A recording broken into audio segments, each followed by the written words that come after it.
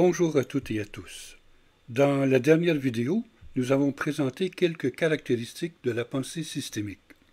Nous allons aujourd'hui traiter des rétroactions ou feedback qui influencent profondément le fonctionnement des systèmes sociaux. Dans un système où s'effectue une transformation, il y a des entrées et des sorties. Les entrées résultent de l'influence de l'environnement sur le système et les sorties de l'action du système sur l'environnement. Entrées et sorties sont également appelées données ou résultats ou encore input et output.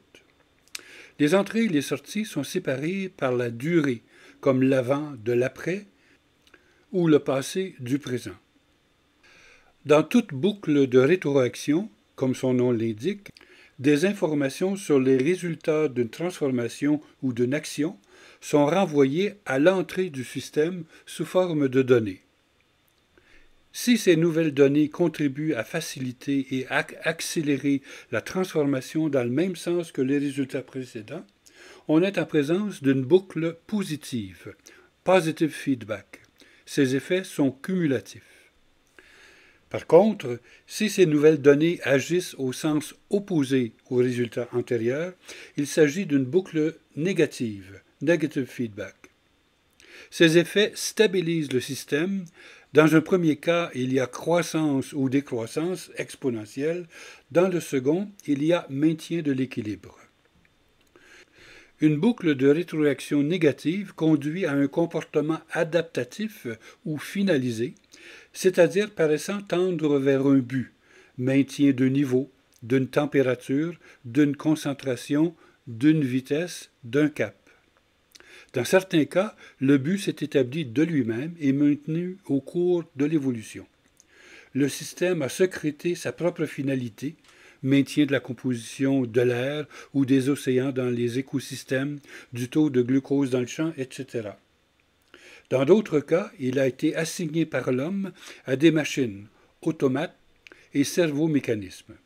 Dans une boucle négative, toute variation vers le plus entraîne une correction vers le moins et inversement. Il y a régulation. Le système oscille autour d'une position d'équilibre qu'il n'atteint jamais. Le thermostat ou le réservoir d'eau muni d'un flotteur sont des exemples très simples de régulation par rétroaction négative. Les boucles de rétroaction les plus efficaces sont celles qui agissent directement sur le système ou le sous-système lui-même.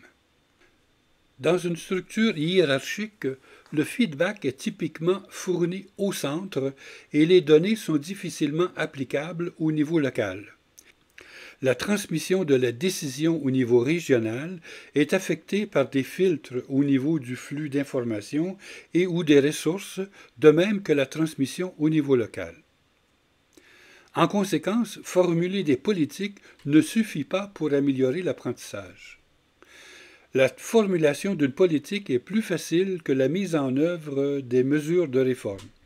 Il a été dit que la politique ne représente que 10% de l'équation et que la mise en œuvre en représente 90%.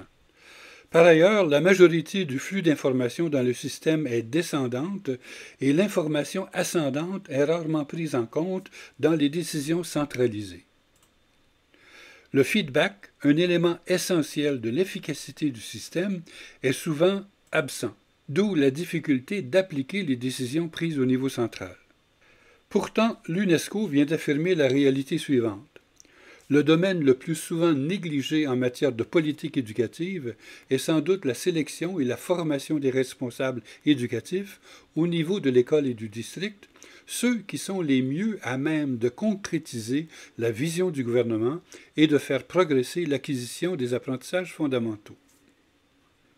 Pour améliorer les apprentissages, si une évaluation est réalisée au niveau local et que les résultats sont transmis au niveau national, les décisions sont filtrées au retour par le niveau régional et aura peut-être moins d'impact sur l'apprentissage local. Si les résultats sont transmis au niveau régional et que celui-ci doit le transférer au niveau national avant de pouvoir prendre une décision, le délai est encore plus important.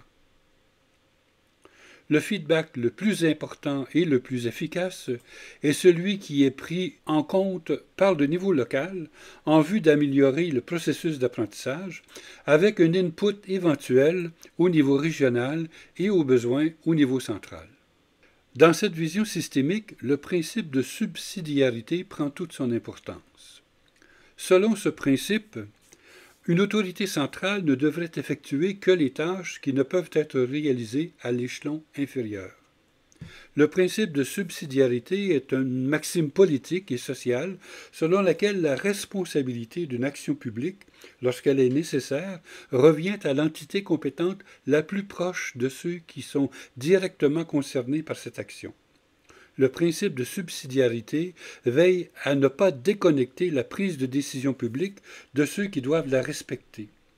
C'est en somme la recherche de la sphère d'influence adéquate dans une organisation sociale par laquelle se déploie une action publique. La subsidiarité, telle que définie, est le principe selon lequel les pouvoirs et les responsabilités doivent être délégués au niveau approprié d'autorité en recherchant une répartition adéquate des lieux de décision et en ayant le souci de les rapprocher le plus possible des élèves, des apprenants, des autres personnes ou des communautés concernées. La subsidiarité vise donc à accroître la rapidité et l'efficacité d'une action en confiant la responsabilité à l'entité compétente la plus proche des personnes directement visées par la décision ou l'action. L'une des propriétés émergentes des systèmes sociaux est leur capacité d'adaptation à l'environnement. Lorsqu'un élément à l'extérieur a un impact sur le système, celui-ci réagit et tente de s'adapter à une nouvelle situation. Par exemple, la gestion des ressources peut être modifiée.